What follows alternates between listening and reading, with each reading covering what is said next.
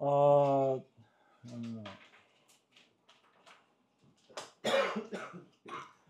그 학교를 다니는 것은 개인적인 일이기도 합니다. 그리고 공부를 하는 것도 이제 개인적인 그 일이기도 하고, 그러나 이제 어떤 자기의 어떤 그 직장이라든지 사회생활을 하기 위한 그와 같은 그 공부가 아니고 주님 안에서 주님을 섬기기 위해서, 그리고 또 하나님의 말씀을 더 자세히 알고 연구하기 위해서 이렇게 신학적으로 방향을 이렇게 신학을 한다라고 하는 그 자체가 귀한 것입니다. 왜냐하면 일반 사람들은 거의 안 하잖아요. 그래서 그 개인적으로는 뭐 주님을 더 잘 알기 위한 하나의 방편으로 이제 했고, 교회적으로는 어쨌든 이런 그 과정들을 마치고 또 공부를 하는 이런 그 형제 자매님들이 계시는 것에 대해서 감사가 되고,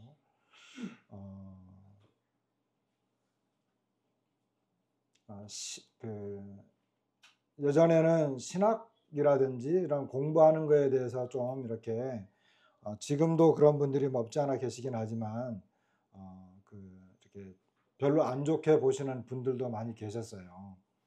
왜냐하면 거기에 대한 부작용, 그리고 어떤 성직자 계급, 일반 교회에서는 성직자 계급이라든지, 그리고 어떤 학문, 주님을 배우는 것이 학문적인 이런 것들이 과연 필요한 것이냐, 이런 것들에 대한 뭐 많은 다양한 여러 가지 의견들이 있어서 반대와 또 그런 것을 아주 안 좋게 보는 경향도 많이 있었는데, 막상 공부를 해보면 다양한 의견과 견해들, 그리고 주님을 폭넓게 배울 수 있는 그런, 그리고 다양한 의견들, 이런 것들을 통해서 객관성을 가질 수 있는 그런 그 과정들이라고 여겨집니다.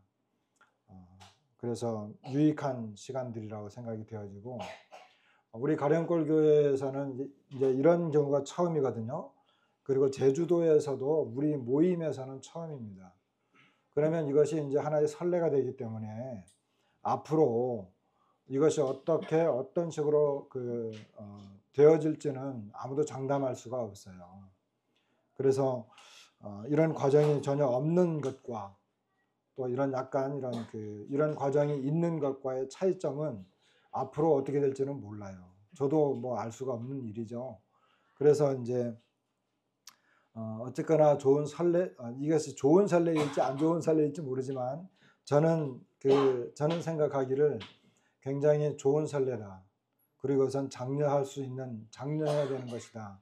이렇게 생각을 했고, 저는 개인적으로 예전에 이제 서귀포로 이제 파송돼서 거기서 이제 주님을 섬길 때부터 누구든지 형제들 가운데 누구든지 배우고자 하는 사람이 있다고 한다면 이제 제가 할 수 없는 부분들이 너무나 많기 때문에 배우고자 한다고 한다면 이제 외국을 나가든 국내에서든 어떻게 하든지 더 배울 수 있는 그런 길을 찾아서 배웠으면 좋겠다, 그런 생각을 늘 갖고 있었습니다. 그래서 이번에 좀 힘든 과정 시간들이었지만 무사히 마칠 수 있고, 그리고 이제 또 좋은 것은 뭐냐면 비록 신학교 대학원 과정이고 신학교를 나왔지만 이 학교는 미국 교육부에서 정규 과정으로 인정해주는 그런 학위 과정이에요. 그래서 일반 대학교의 대학원을 나온 것입니다. 우리나라에서 마찬가지로. 그래서 이제 미국 교육부에서 학위를 인정해주기 때문에, 그리고 인증이 다 되는 것이기 때문에 대한민국이라든지 세계 어디를 가더라도 그 나라의 교육부에서는 정식 대학원 과정을 졸업한 것으로 인정해줘요. 그래서 이제 매우 유익한 것이다. 그리고 한국이나 미국 이런 데 가보면 학위 없이, 교육부의 인가 없이, 그리고 어떤 그런 인증 없이 이런 공부를 하는 데가 수만 개가 있어요. 엄청나게 많은데, 특별히 이 학교는 일반 대학교 그리고 대학원 과정을 미국 교육부에서 인정하는 그런 것으로 이제 해주기 때문에 하나의 그 공식적인 과정을 마쳤다. 이렇게 이제 여러분들이 알고 계시면 좋고, 이런 것들이 이제 그 우리에게 유익을 좀 줄 수 있다고 한다면, 이제 우리는 이제 지역교회잖아요. 지역교회 개인적인 이 지역교회, 제주도 내 지역교회이기 때문에 그 다른 일반 교회에서 우리에게 우리 교회는 오면 뭐 목사님이라고 부르지 않잖아요. 장로님이라고도 안 하고 다 그냥 형제님, 자매님이라고 하잖아요. 도대체 이게 뭐냐? 그러면 여기는 뭐 목사도 없고 장로도 없고 뭐 집사도 없고 뭐 그런 교회냐? 그런 이야기를 할 때 우리가 이제 성경에서 왜 그렇게 하는지에 대해서 이야기해주고, 그렇지만 우리도 여전히 어떤 그 공식적이고 정식적인 코스를 이렇게 그 밟은 이런 학위를 가진 이런 그 형제들, 일꾼들이 있다. 이제 우리 자체적으로는 그런 것에 대해서 크게 신경 쓰지 않지만 대외적으로 그런 것들을 말해줄 수가 우리가 이제 있게 된 것입니다. 그래서 그 굉장히 중요한 것이다. 우리가 괜히 뭐 이단십이라든지 우리 교회의 어떤 그런 그 어떤 일반 교회는 성직자 제도가 있잖아요. 우리는 성직자 제도가 없어요. 우리는 믿는 사람은 다 성직자들이거든요. 주님이 베드로를 통해서 우리 이제 다 제사장이라고 했기 때문에 믿고 구원받은 이런 성도들이 다 제사장입니다. 성직자입니다. 그래서 따로 성직자가 없어요. 그래서 이제 그런 어떤 우리의 진리들을 갖고 있기 때문에, 그렇지만 이런 것들이 외부에서는 잘 몰라요. 똑같이 성경을 보고 이제 교회 생활을 해도 잘 모르거든요. 그래서 이제 그런 어떤 그 시비에 휘말릴 때 우리가 이제 대답해 줄 수 있는 그런 근거들을 하나씩 이제 갖추어 가는 것입니다. 이것은 미래를 멀리 내다볼 때 조그마한 또 어떤 그 도약의 이제 첫 발판이 될 수도 있습니다. 아니 왜 정수영 형제님도 공부하는 걸로 알고 있는데 왜 거기는 졸업 안 해요? 그래서 제가 학교에 물어봤어요. 그랬더니 당신은 공부할 게 더 남았어. 한참 멀었어. 아직 하산하려면 멀었어. 그래가지고 저는 졸업을 못했습니다. 죄송합니다. 자, 그래서 이제 말씀 시간 후에는 또 청년회에서 이렇게 케이크를 또 준비를 했더라고요. 그래서 케이크를 전달하면서 빛나는 졸업장을 타신 언니들에게 이제 축하를 해주면 좋을 것 같습니다. 오늘은 이제 맨 처음에 종말론을 먼저 언급을 했는데, 여러분 종말론 우리가 이제 맨 처음에 개인적인 종말론이 있고 우주적인 종말론이 있다 그랬잖아요. 종말론을 우리가 이제 언급을 하게 되면 제일 중요한 것이 뭐라 그랬어요? 혹시 기억나세요? 종말론을 이야기하려고 하면 제일 중요한 것. 종말론을 이야기하려면 제일 중요한 게 뭐냐면 어떻게 해석하느냐예요. 어떻게 성경을 해석할 것이냐. 이 어떻게 성경을 해석할 것이냐에 따라서 종말론이 그냥 팍 갈려버려요. 그런데 이제 우리는 그 성경을 어떻게 해석한다? 문자적으로 해석을 한다. 그죠? 문자적으로. 문자적으로 해석하는 것은 뭐라 그랬어요? 문자적으로 해석하는 것은 문학적으로, 크게 말하면 문학적으로 또는 문법적으로 또는 문맥을 보면서 그리고 역사적으로 이런 것 다양한 것들, 이런 것들을 이제 일반 책이나 이런 것들을 보고 해석하는 똑같은 방법으로 해석하는 것을 문자적인 해석이다 이렇게 이야기를 해요. 그렇기 때문에 예언서나 묵시록 이런 데 보면은 어떤 것은 그냥 문자 그대로 해석해야 되는데 상징들도 많이 나와 있거든요. 상징으로 표현된 것들이 많이 나와 있어요. 은유적인 표현들을 많이 쓴 것들도 있고, 그래서 그 앞뒤 내용을 보았을 때, 전체적인 내용을 보았을 때 이것은 문자적으로 해석해도 문자적으로 해석해야 된다. 문맥을 따라서. 그러나 어떤 것은 이거는 은유적으로 해석을 해야 된다. 이것은 상징으로 해석을 해야 된다. 그런 게 이제 저절로 이렇게 나오거든요. 그런데 이제 이것이 불분명하면 해석을 할 때 막 뒤죽박죽 돼요. 자기가 해석하고 싶은 대로 해석을 해요. 그래서 어려우면 상징으로 해석해버리고 이제 그런 현상들이 발생하거든요. 그래서 이제 그 처음에 종말론을 우리가 공부하려고 한다면 공부할 때 제일 중요한 것은 문자적인 해석을 가지고 종말론을 대하는 것이 가장 올바르다. 이제 그런 이야기를 했습니다. 그리고 이제 오늘 이제 그 마태복음 25장 이제 보면 거의 이제 이 부분이 넘어가게 되는데, 마태복음 25장에 보면 뭐 이렇게 열처녀라든지 또 뭐 이렇게 종들에 대한 이야기란 그 주님이 비유를 말씀하시거든요. 비유는 비유예요. 비유. 이 비유라고 하는 것은 하나님께서 우리에게 어떤 진리를 가르쳐 주고 싶었어요. 하나님의 진리죠. 근데 이 진리를 쉽게 설명하려고, 이해하기 쉽도록 하기 위해서 주님이 끄집어 온 게 비유예요. 그래서 뭐 마태복음 13장에 가면 천국 비유가 나오잖아요. 그래서 천국에 대해서 말씀을 하는데, 천국을 주님이 우리에게 알기 쉽도록 이야기하기 위해서 주변에서 보이는 것, 뭐 씨 뿌리는 거라든지 뭐 이 고기 잡는 거라든지 뭐 빵을 만드는 그런 거라든지 뭐 이런 아주 주변에서 쉽게 볼 수 있는 것들로 그 당시 사람들이 들었을 때 쉽게 이해할 수 있도록 이야기를 비유를 하시는 거예요. 그래서 이 비유는 하나님께서 우리에게 어떤 진리를 가르쳐 주고 싶은데 그 진리를 쉽게 이해할 수 있도록 말씀하신 것들이 비유다. 그런데 이제 예전에 그 어떤 현상들이 종종 있느냐 하면 이 비유 안에서, 비유로 말씀하셨는데 그 비유 안에서 어떤 진리를 끄집어내려고 하는 그런 이 실수를 하는 경우가 종종 있어요. 오늘 예를 들어서 이제 그 우리가 열처녀 이야기 할 거거든요.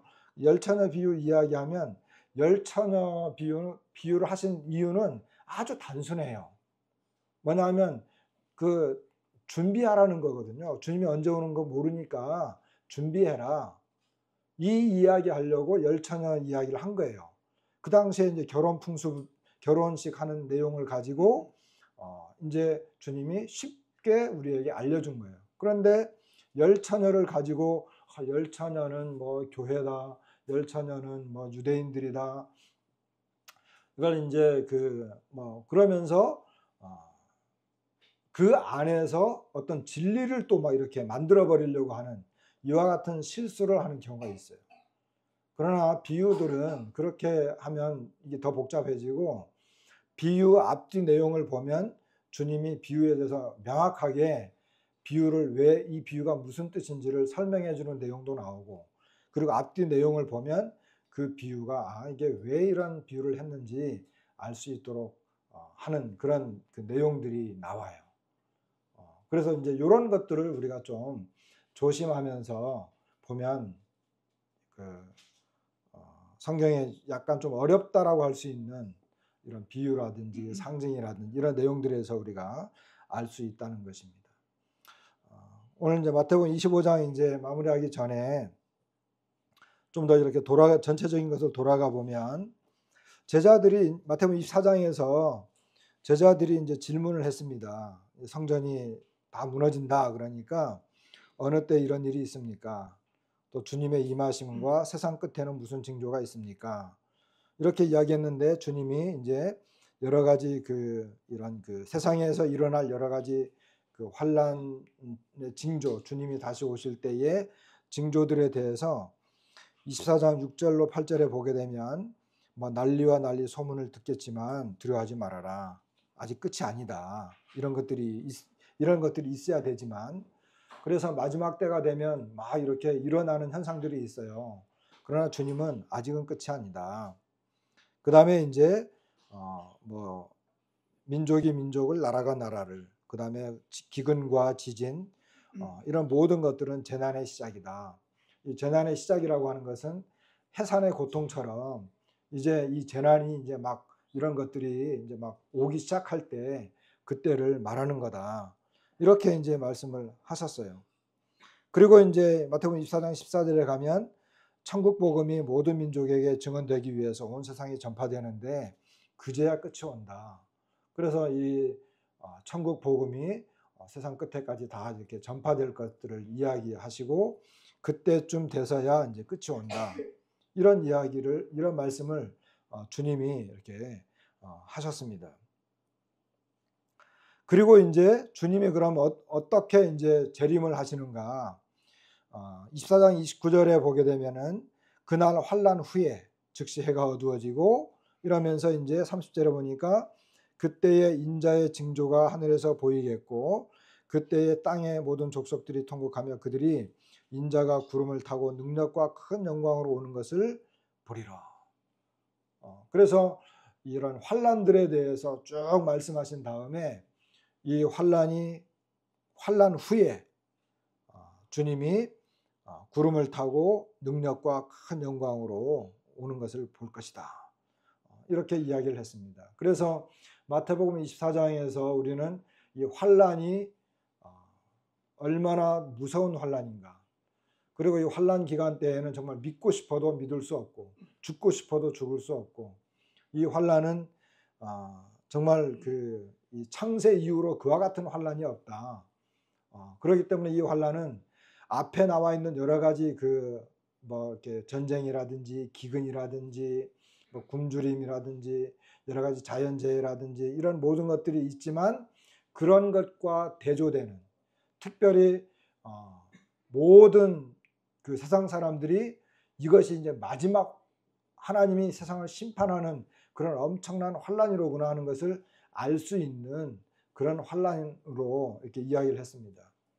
그리고 환난 때에는 구원받기가 너무나 어렵다. 거의 불가능에 가깝다. 이런 말씀도 드렸고, 특별히 이제 환난은 7년 기간 정도, 7년 환난이라고 우리가 이야기하고 있는데 그것도 이제 문자적인 해석을 했을 때 기간이 정해져 있고, 그리고 특별히 전 3년 반, 후 3년 반 나누어졌을 때 후 3년 반 시작 때에 이 멸망에 가증한 것, 적그리스도죠. 적그리스도가 나타나서 성전에서 자기를 하나님이라고 하면서 등장하게 되고 그때부터 이제 어마어마한 환란이 특별히 유대인들 가운데 이것이 일어날 것을 말씀하셨습니다. 그래서 그와 같은 환란이 시작되기 전에 성도들은 휴거가 일어나고 공중에서 그리스도의 심판대가 일어나고 그리고 그 환란이 끝나고 나서 이제 주님이 성도들과 함께 지상으로 재림하는 것에 대해서 이렇게 말씀을 했습니다. 주님의 재림의 징조에 대해서도 우리가 이제 24장에서 보았지 않습니까? 그래서 주님이 무화과 나무의 비유를 말씀하셨죠. 그 싹이 나고 그 잎이 연해지면 인자가 문 앞에 온 것을 알아라. 이런 이야기를 했고 주님이 다시 오실 때는 노아의 홍수와 같을 것이다. 사람들이 먹고 마시고 시가고 장가가고 그렇지만 그들이 다 멸망할 때까지도 그들이 아무도 깨닫지 못했다. 그때 두 사람이 밭에 있고 두 사람이 함께 맷돌을 갈다가 한 사람은 데려가고 한 사람은 버려둠을 당할 것이다. 이런 그 분리와 구분의 현상이 있을 것이다. 그리고 도둑이 이제 그 주인이 도둑이 오는 것을 알면 대비하지만 도둑은 아무도 모르게 들어온다. 그리고 충성되고 지혜 있는 종, 충성되고 지혜 있는 종이 되어서 될 것을 이렇게 말씀하셨고 또 악한 종이 있는데 악한 종은 주인이 더디올 것에 대해서 이렇게 그러면서 이제 술 마시고 친구들을 이렇게 폭행하고 놀고 전혀 대비되어 있지 않은 이와 같은 것들이 이제 있어서 이렇게 구분되어진 것을 보게 되었습니다. 그러면서 주님이 이런 그 징조에 대해서 쭉 설명하시고 난 다음에 계속해서 권고하시는 거죠. 깨어 있어라. 깨어 있어라. 그리고 준비하고 있으라. 준비하고 있으라. 그래서 이 준비하고 있는 거에 대해서 주님은 이제 말씀하시게 되는데 25장에 가면 이제 25장에 가면 25장 31절 33절에 보면 인자가 자기 영광으로 모든 천사와 함께 올 때에 자기 영광의 보좌에 앉으리니 모든 민족을 그 앞에 모으고 각각 구분하기를 목자가 양과 염소를 구분하는 것 같이 하여 양은 그 오른편에 염소는 왼편에 두리라. 이제 주님이 드디어 자기 영광으로 모든 천사와 함께 오게 됩니다. 그리고 자기 영광의 보좌에 앉게 됩니다. 그리고 모든 민족을 심판하게 됩니다. 여기 이제 민족이라고 하는 것은 이렇게 한 무리, 국가 이와 같은 것들을 보여주긴 하지만 이 뒤에 나오는 그 내용들을 보게 되면 또 개인적인 내용들이에요. 그래서 이와 같은 것들은 아마도 주님이 심판을 하게 될 때에는 민족적인 것도 있겠지만 그러나 분명히 이것은 또 개인적인 심판이 있다라고 하는 것을 우리에게 또 보여주는 것입니다. 그래서 앞에는 인자가 오는 것을 사람들이 보리라 이렇게 이제 그 말씀을 하셨고 여기에서는 이제 자기 영광의 보좌에 앉아서 이제 모든 민족을 심판하는 이와 같은 그 장면이 오늘 이제 25장에 나와 있습니다. 주님의 재림은 사람들이 믿고 안 믿고를 떠나서 주님의 약속입니다. 그리고 주님 재림 이전에 많은 역사적으로 성경에 예언되어졌던 많은 내용들이 그대로 이루어졌습니다. 우리 주님에 대해서 예언된 것, 그리고 그 중근동 지방에서 일어났던 그 역사적인 사건들이 그대로 예언한 대로 다 이루어졌습니다. 브리테니카 백과사전만 찾아봐도 성경에 나와 있는 사실들이 역사적으로 얼마나 정확한가 하는 것을 다 알 수 있습니다. 그래서 성경은 믿고 안 믿고를 떠나서 사실이다라고 하는 것입니다. 주님이 오시는 것은 분명한 사실입니다. 그런데 이와 같은 것은 오늘날 우리들에게 더 심각합니다. 믿고 있는 우리들에게 더 심각한 것입니다.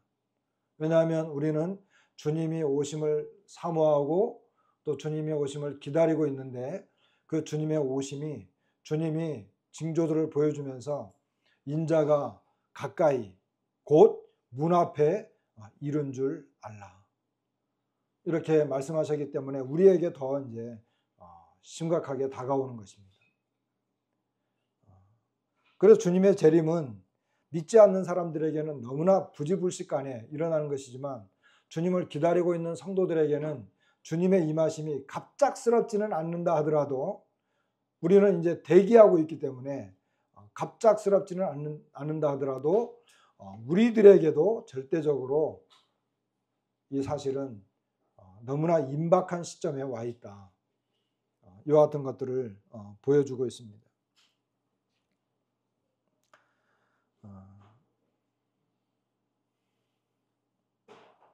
마태복음 25장 1절로 4절에 보게 되면 여기에 이제 그때 천국은 마치 등을 들고 신랑을 맞으러 나간 열 처녀와 같다. 다섯은 미련하고 다섯은 슬기 있는 자라. 미련한 자들은 등을 가지되 기름을 가지지 아니하고 슬기 있는 자들은 그래서 기름을 담아 등과 함께 가져갔더니 이렇게 이제 주님이 말씀하고 계십니다. 10명의 처녀가 있었어요.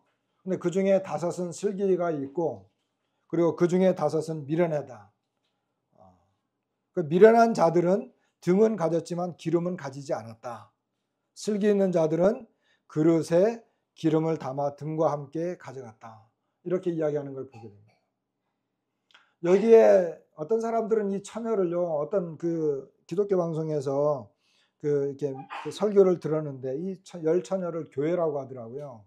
이 열 처녀는 교회가 아니에요. 그 교리적으로 봐도 교회는 아닙니다. 왜냐하면 교회는 정결한 신부 단수거든요. 그래서 열처녀는 신부가 아닙니다. 먼저 그런 걸 떠나서 당시에 이제 예수님 당시의 결혼 풍습이 어떤지는 잘 몰라요. 그렇지만 분명한 것은 신랑이 신부 집에 가서 이제 그 신부를 데리고 이제 다시 아버지 집으로 이렇게 가게 되는데, 그때 많은 친구들이 대동이 되죠. 신부의 들러리라든지 신랑의 들러리, 이런 친구들이 함께 대동이 돼 가지고 집으로 가는데 뭐 이렇게 동네를 이렇게 여러 바퀴 돈다든지, 그 굉장한 어떤 그런 이 흥겨운 이런 모습을 하면서 신랑이 이제 아버지 집까지 이제 가게 됩니다. 보통 이것이 이제 오랜 시간이 많이 지체되기 때문에 주로 이제 밤중에 많이 들어가게 돼요.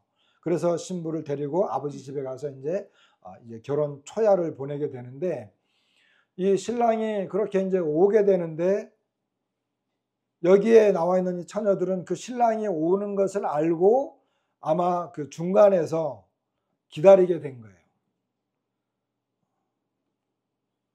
그리고 여기 등을 가졌는데, 등이라고 하니까 뭐 좀 그렇지만 어떤 사람은 이것이 이제 횃불이다.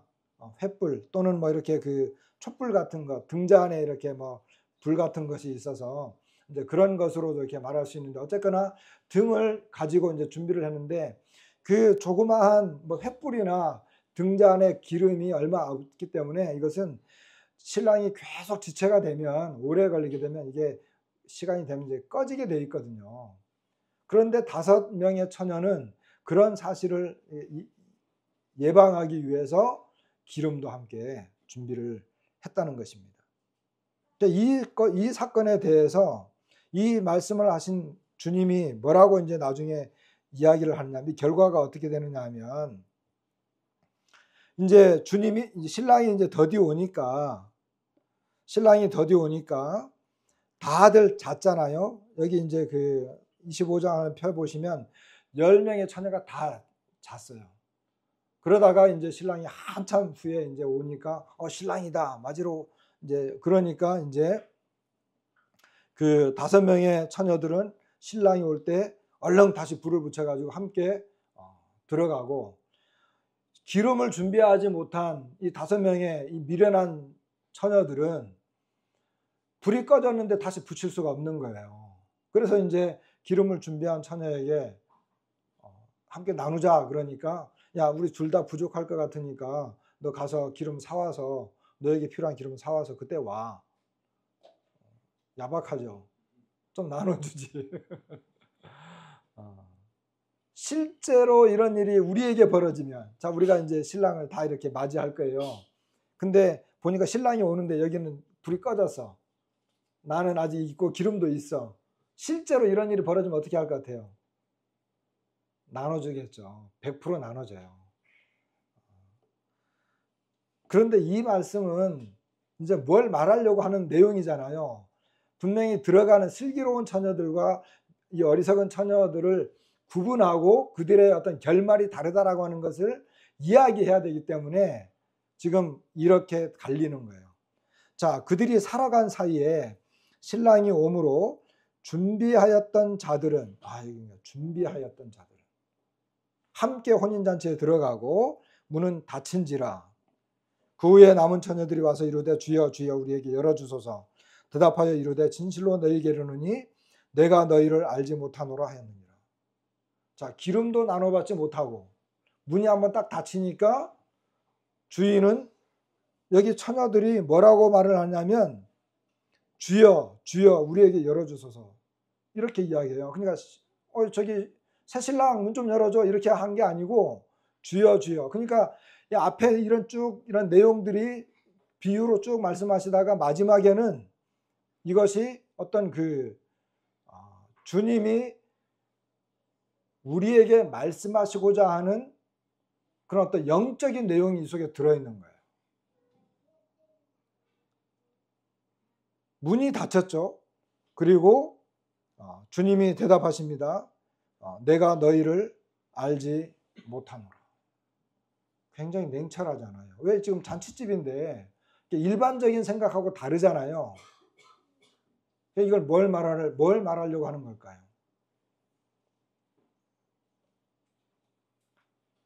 아까도 말씀드렸지만 이 내용은 준비하였던 자들은 혼인잔치에 들어갑니다. 준비하지 못했던 자들은 문이 닫혔고 주님은 너희를 알지 못한다. 이렇게 이야기를 해요. 여기에 대해서 뭐 여러 가지 우리가 생각을 해볼 수 있지만 주님이 여기서 뭘 말하는 걸까? 그럼 준비한다라고 하는 건 뭘까? 준비한다라고 하는 것은 주님을 마태복음에는 이와 같은 내용, 비슷한 내용들이 좀 나와요. 결말에 대해서. 우리가 잘 아는 것처럼 마태복음 7장 22절과 22절 이후에 나오는 거 보면 맨 처음에 7장 15절에 보면 거짓 선지자들에 대해서 나와요. 그리고 이 거짓 선지자들이 그 주님 앞에 와가지고 말할 때 뭐 주여 주여 우리가 주의 이름으로 선지자 노릇하고 주의 이름으로 귀신을 쫓아내고 주의 이름으로 많은 권능을 행하지 않았습니까? 그런데 주님이 그때 내가 그들에게 밝히 말하되 내가 너희를 도무지 알지 못한다. 이런 말씀을 7장에서도 하셨어요. 그러면서 불법을 행하는 자들아 내게서 떠나가라 하리라. 이런 말씀을 하세요. 그리고 마태복음 10장에서도 보면 이것은 제자들에게 이제 복음 전도하라고 보냈는데 그 제자들이 핍박을 받을 거다라고 하는 내용을 말씀하시면서 그런 내용이 나오는데 맨 마지막에 가면 누구든지 사람 앞에서 나를 시인하면 나도 하늘에 계신 내 아버지 앞에서 그를 시인할 것이고 누구든지 사람 앞에서 나를 부인하면 나도 하늘에 계신 내 아버지 앞에서 그를 부인하리라. 이런 말씀을 또 하셨어요. 그러니까 마태복음에서 이제 이와 같은 이 분위기를 알 수 있는 비슷한 말씀들을 하셨거든요. 그렇다고 한다면 준비한다라고 하는 것, 그리고 준비하지 못했던 자들이 결국은 들어가지 못하고 주님에게 거절당한 것은 뭘까요? 제 생각에 이 미련한 5 처녀들은요, 주님이 어떤 분인지에 대해서, 주님이 누구인지에 대해서 관심이 없는 사람들입니다. 그들은 평소에 주님하고의 어떤 그런 상관관계를 가져보지 못한 사람들입니다. 그들은 주님에 대한 믿음이 없는 사람들입니다. 그들은 주님을 알지 못하고 주님도 그들이 주님에 대해서 마음의 문을 닫아버렸기 때문에 주님도 그들에 대해서 문을 닫습니다. 그 말은 너와 나는 뭐냐? 너와 나는 뭔데? 이런 식입니다.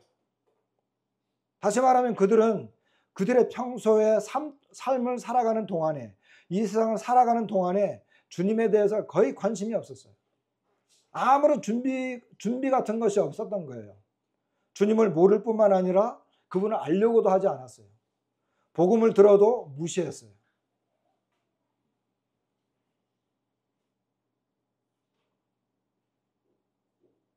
이와 같은 삶과 생활을 해왔기 때문에 그들은 주님에 대해서 거의 그들의 마음의 문을 닫고 살아왔는데 마지막 때 그들이 당한 결과는 그들이 주님을 대했던 태도, 주님에 대해서 생각했던 그대로 그들도 심판을 받게 되는 것입니다.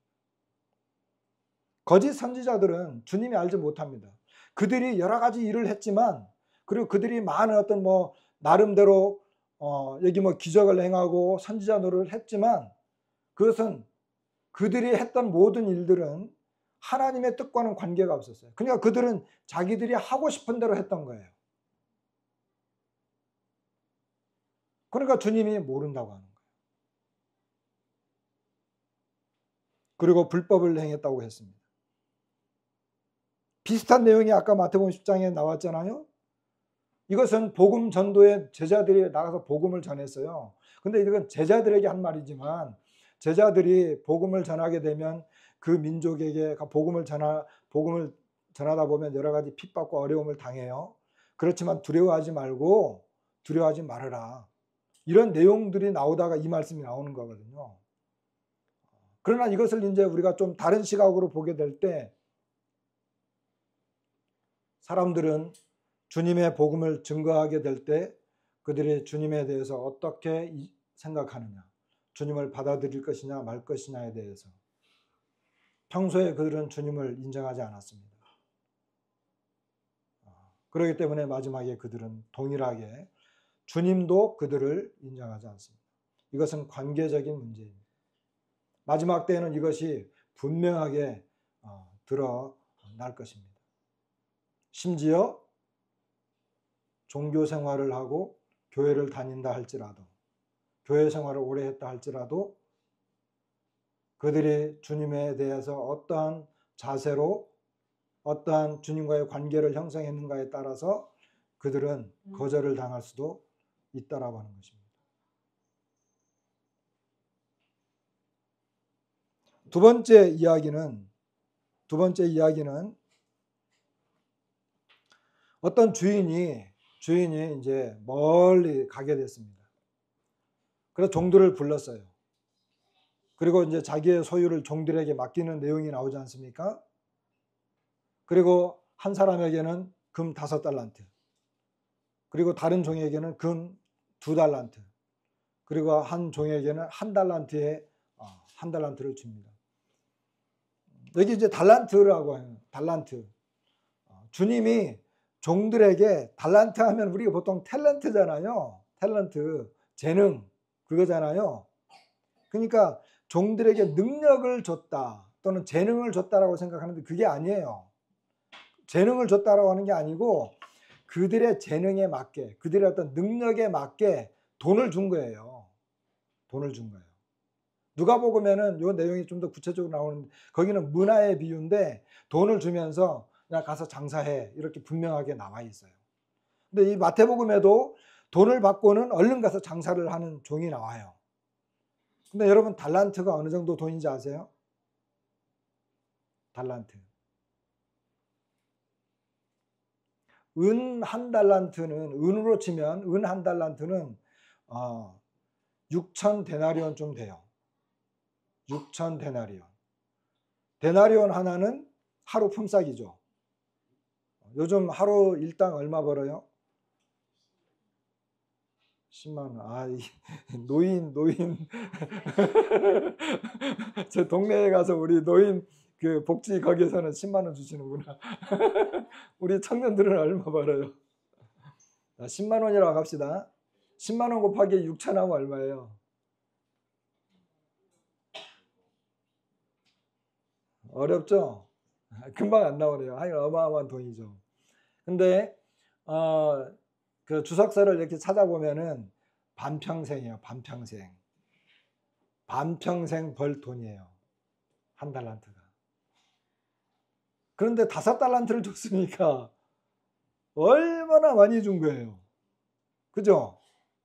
1달란트만 해도 거의 반평생인데. 이거 비유이기 때문에 이제 이렇게 말하는데 여기 그 재능의 그 종들의 능력에 따라서 이렇게 그 돈을 준 거예요. 주인이 돈을 줬더니 자 여기 한 사람은 보세요. 25장 16절에 보니까 5달란트 받은 자는 바로 가서 그것으로 장사하여 또 5달란트를 남겼고 2달란트 받은 자도 그같이 하여 또 2달란트를 남겼으되 1달란트 받은 자는 가서 땅을 파고 그 주인의 돈을 감추어 두었다. 이렇게 나와 있어요. 19절부터 보면 자 오랜 시간이 지났어요. 주인이 멀리 갔다가 이제 오랜 시간이 지나서 돌아왔죠. 결산을 했단 말이에요. 결산을 하는데 20절에 보니까 5달란트 받았던 자는 5달란트를 더 가지고 와서 이르되 주인이여 내게 5달란트를 주셨는데 보소서 내가 또 5달란트를 남겼습니다. 2달란트를 받은 사람도 똑같이 그렇게 해요. 그런데 24절에 보니까 1달란트 받았던 사람, 이 사람은 와가지고 주인이여 당신은 굳은 사람이라 심지 않은 데서 거두고 해치지 않은 데서 모으는 줄을 내가 알았으므로 두려워하여 나가서 당신의 달란트를 땅에 감추어 두었나이다. 보소서 당신의 것을 가지셨나이다. 이렇게 이야기합니다. 자, 주인이 돈을 주고 떠났어요. 그런데 돈을 받은 종들이 주인이 오니까 그들이 한 것에 대해서 이제 보여주는 거죠. 자, 이거에 대한 결말입니다. 결과. 이제 주인이 이제 결산을 딱 하면서 이제 종들에 대해서 이제 이야기하죠. 뭐라고 합니까? 21절에 보니까 5달란트 받은 사람하고 2달란트 받은 사람, 그리고 5달란트 받아서 5달란트를 남긴 종, 2달란트를 받았는데 2달란트를 또 남긴 종, 그들은 가서 즉시 장사했다 그랬잖아요. 즉시로 장사해 가지고 했는데 거기에 대해서 주님이 뭐라고 말씀하시냐면 그 주인이 이르되 잘하였도다. 착하고 충성된 종아, 내가 적은 일에 충성하였으며. 여기 저는 이 말씀보다 깜짝 놀랐어요. 적은 일에 충성하였다는 거예요. 금 5달란트면 도대체 돈이 얼마예요? 근데 그거를 주님이 주셔놓고는 적은 일에 충성했다는 거예요. 주님의 이 크기는 우리가 헤아릴 수가 없죠. 주님 참 손이 크셔요. 내가 많은 것을 내게 맡기리니, 주님은 더 많은 것을 맡길 수 있다는 거예요. 내 주인의 즐거움에 참여할지어다. 여기 내 주인의 즐거움에 참여할지어다. 이렇게 이제 대답을 해주셨고, 그 다음에 26절에는 1달란트 남은 사람, 1달란트를 받아가지고 그것을 땅에 감췄어요. 옛날에는 이게 뭐 금고 이런 게 없으니까 자기만 아는 곳에 가서 막 파묻어가지고 이렇게 뭐 이런 돈이나 또는 보석 같은 것들을 숨기는 그런 게 있었나 봐요. 근데 1달란트 받은 사람은 그걸 이제 땅속에 묻었어요. 그러면서 주인에게 대답을 합니다. 주인이 이제 그 종에 대해서 말합니다. 악하고 게으른 종아, 나는 심지 않은 데서 거두고 해치지 않은 데서 모으는 줄로 내가 알았느냐? 이거 왜 이 말을 하느냐면 종이 있잖아요. 주인에게 주인님, 당신은 굳은 사람이라 해치지 않은 데서 모으고 그리고 심지 않은 데서 거두는 분으로 제가 알고 있습니다. 그래서 두려워해가지고 이걸 묻어두었습니다. 그러니까 주인이 똑같이 그렇게 이야기하는 거예요. 나는 심지 않은 데서 거두고 해치지 않은 데서 모으는 줄로 내가 알았느냐? 이렇게 이제. 그러면 내가 마땅히 내 돈을 추리하는 자들에게나 맡겼다가 내가 돌아와서 내 원금과 이자를 받게 하였을 것이니라 하고, 그에게서 1달란트를 빼앗아 10달란트 가진 자에게 주라. 무릇 있는 자는 받아 풍족하게 되고 없는 자는 그 있는 것까지 빼앗기리라. 30절, 이 무익한 종을 바깥 어두운 데로 내쫓으라. 거기서 슬피 울며 이를 갈리라 하니라. 이것도 그 앞에 내용하고 마지막 결과적인 이제 결과를 말씀하실 때 마지막에 주님이 이 악하고 게으른 종, 그리고 무익한 종이라고 그러고 바깥 어두운 데로 내쫓으라, 이와 같은 내용들은 주님이 영적으로 뭔가 하시고 싶은 말씀이 있었던 거예요. 종이 하나 가지고 와서 이거 주인님 겁니다 이럴 때, 그래 너는 한 게 하나도 없구나, 알았어, 뭐 그냥 내가 준 거니까 내가 돌아받을게, 이러고 끝날 수도 있는 건데, 요 내용에 주님이 아주 강하게 이 판단하시는 이와 같은 것들은 주님이 마지막 때에 주님이 오실 때에 대한 그런 것들을 말씀하시고자 할 때 주님이 강하게 이것을 언급하시는 거죠. 그러니까 보세요. 주님이 종들에게 돈을 맡기고 그 결과를 이야기할 때 이것은 자기의 소유를 맡긴 거잖아요. 우리 각자 모두는 주님이 우리에게 맡겨진 그 능력이 있어요. 우리 각자에게 주신 주님의 능력, 우리에게 맡겨놓은 능력이 있어요. 그리고 조금 더 쉽게는 우리에게 각자 맡겨진 삶이 있어요.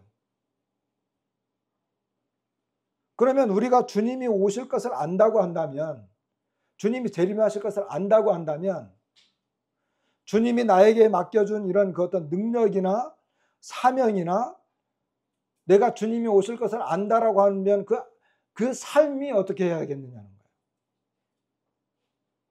그냥 무기력하게 뭐 그냥 주님이 주셨으니까 이거는 그냥 내가 그냥 살아가는 거지 뭐 이렇게 해야 될까요? 주님이 원하시는 게 있었어요. 그건 뭐냐 하면 우리에게 내가 너희들에게 맡겨진 원래 주어진 능력이 있어. 뭐 교회적인 표현으로 은사 뭐 이런 것들이 있을 수 있잖아요. 그것을 주실 때에는 그것을 적극적으로 활용하라는 거예요. 최대한 이용하라는 거예요.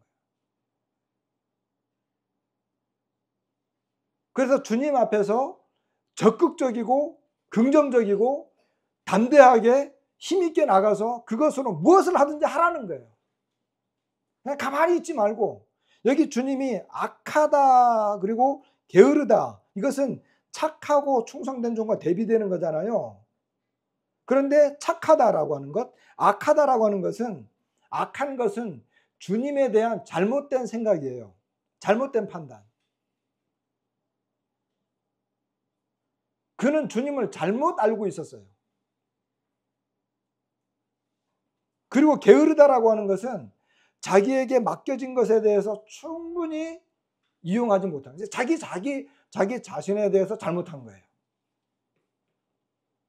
그러니까 주님에 대한 생각도 틀렸고 자기 자신에 대한 삶도 잘못된 거예요. 그리고 주님은 이와 같은 종에 대해서 무익한 종이라고 그랬어요. 사도 바울은 오네시몬가요? 그 종에 대해서 저가 전에는 무익했지만 지금은 나에게 유익하다. 이렇게 이야기했잖아요. 그러니까 우리는 유익한 종이 되어야 되는데 이 종은 무익한 종이에요. 이 종은 어떻게 생각했느냐 하면 가만히 있어도 주님 알아서 할 거야. 이런 생각을 한 거예요. 왜? 심지 않아도 주님이 다 거두겠지. 내가 이렇게 거두지 않아도 막 헤쳐져 있잖아요. 거두지 않아도 주님이 알아서 다 하시겠지. 주님이 충분히 그럴 수 있는 분이야. 내가 가만히 있어도 저 형제님이 있고 저 자매님이 있고 교회는 잘 굴러가니까 괜찮아. 이런 게 아니었어요. 주님이 원하시는 것은 자기에게 맡겨진 것을 가지고 적극적으로 뭔가 남기려고 하는 거예요. 근데 그런 것들을 이해하지 못했기 때문에 주님을 잘못 알고 있었기 때문에 그의 삶과 생활도 잘못된 거예요. 거기에 대해서 주님이 그를 아주 신랄하게 쫓아내는 것을 보게 됩니다. 그는 주인의 즐거움에 참여할 만한 자격이 없습니다. 그 다음에 이제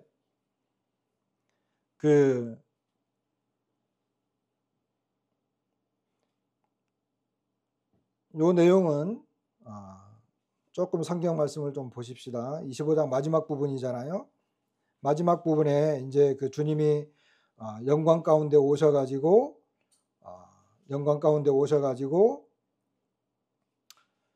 모든 민족을 앞에 모으고 아까 본 것처럼 목자가 양과 염소를 구분하는 것 같이 양은 오른편에 염소는 왼편에 두리라 이 내용이잖아요. 그러면서 이제 25장 34절에 보면 그때 임금이 그 오른편에 있는 자들에게 이르시되 내 아버지께 복받을 자들이여 나와 창세로부터 너희를 위하여 예비된 나라를 상속받으라. 그러니까 주님이 영광의 보좌에 앉으셔가지고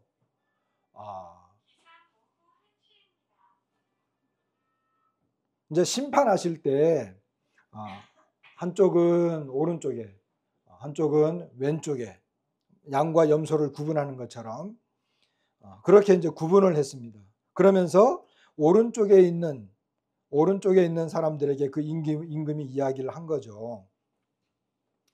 그때 이제 여기에서 이제 그 뭐가 있느냐면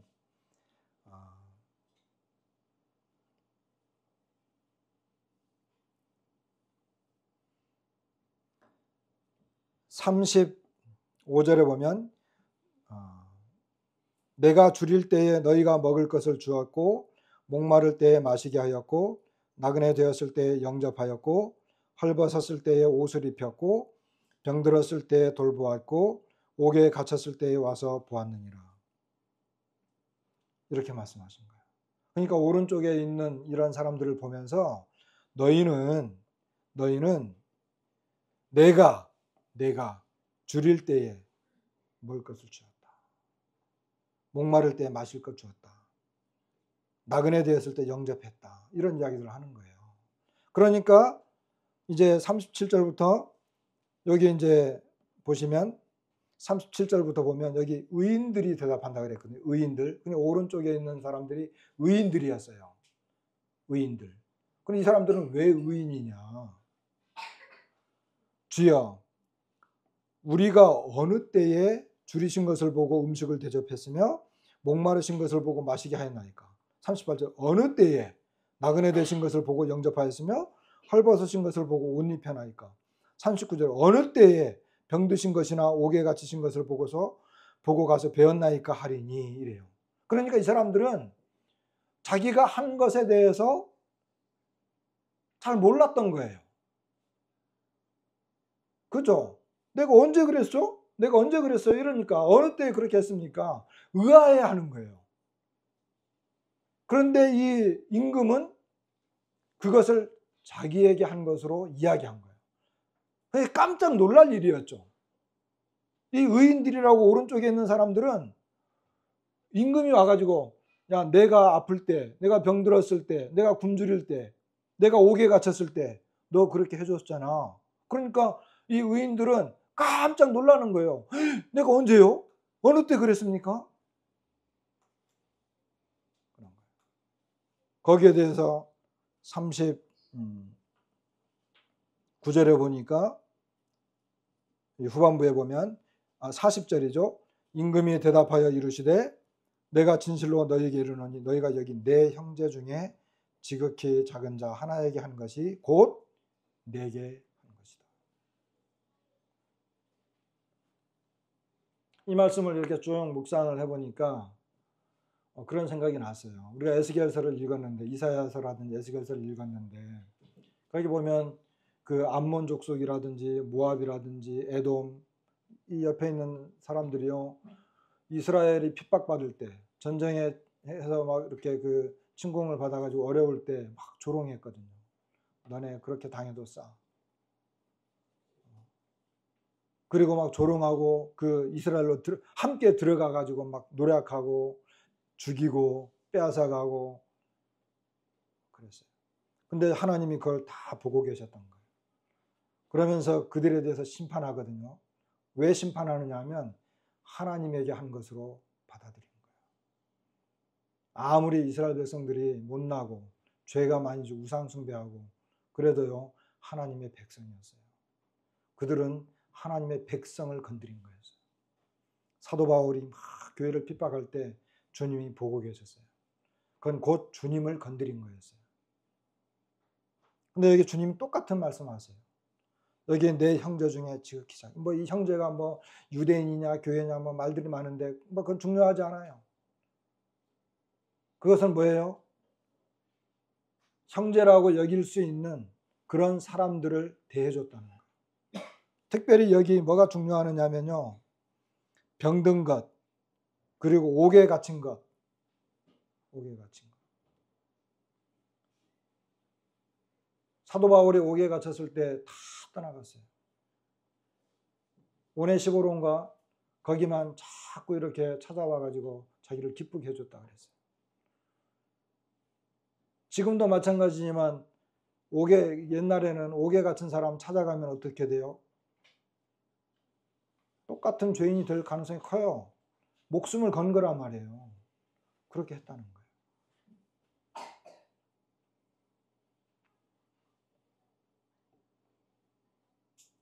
그런데 여기 왼쪽에 있는 사람들에게도 똑같은 말을 하셨어요.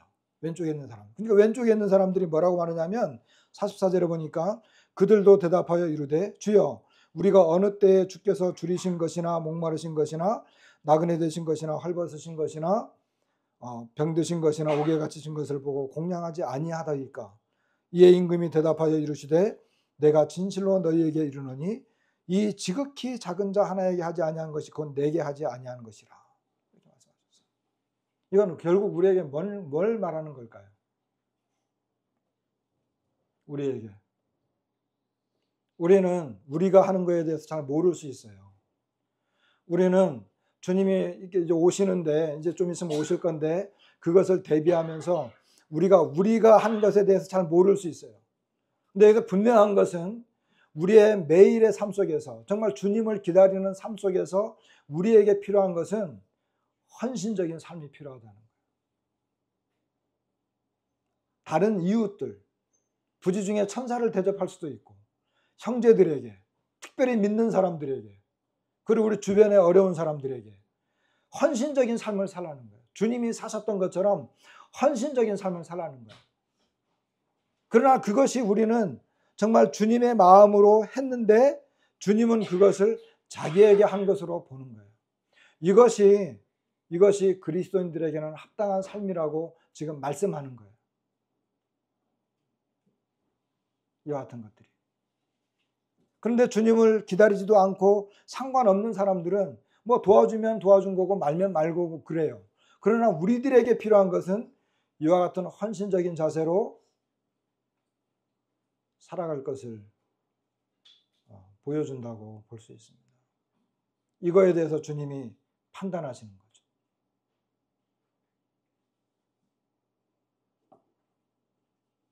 굉장히 실제적인 헌신이 있습니다. 여기에 대해서 주님은 어떻게 결론을 내리시느냐 하면 34절에는 오른편에 있는 자들에게 내 아버지께 복받을 자들이여 나와 창세로부터 너희를 위하여 예비된 나라를 상속받으라.